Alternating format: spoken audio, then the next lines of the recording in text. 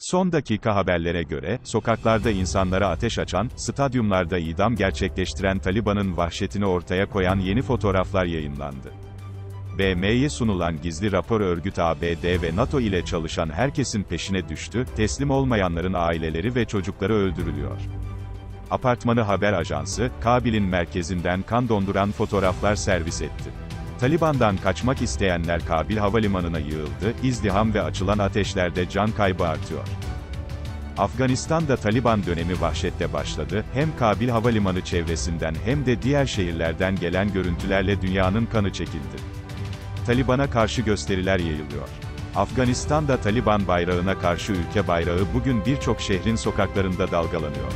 Afganistan'ın 102. NCİ Bağımsızlık Günü sebebiyle ülkede çeşitli şehirlerde insanlar sokağa çıktı. Afganistan bayrağını taşıyan kişilerin, "Bayrağımız kimliğimiz" sloganları attığı bazı sosyal medya videoları da paylaşıldı.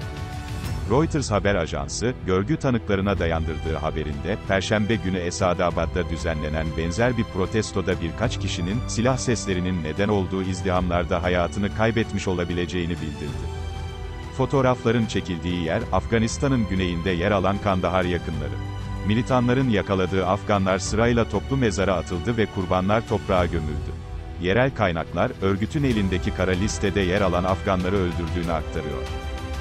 Birleşmiş Milletler'e, BM, sunulan bir raporda ise, Taliban'ın NATO ve ABD askerleriyle çalışan ve işbirliği yapan herkesin yakalanması için çalışmalarını hızlandırdığı belirtiliyor.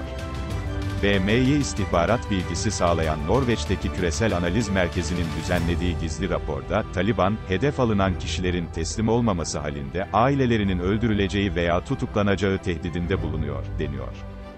Askeri, polis ve araştırma birimlerinde görev alanların özellikle risk altında olduğu belirtilen belgede, Taliban, tüm büyük kentleri ele geçirmeden önce, buralardaki bireylerin yerlerini belirleme çalışması yaptı ifadesi kullanılıyor.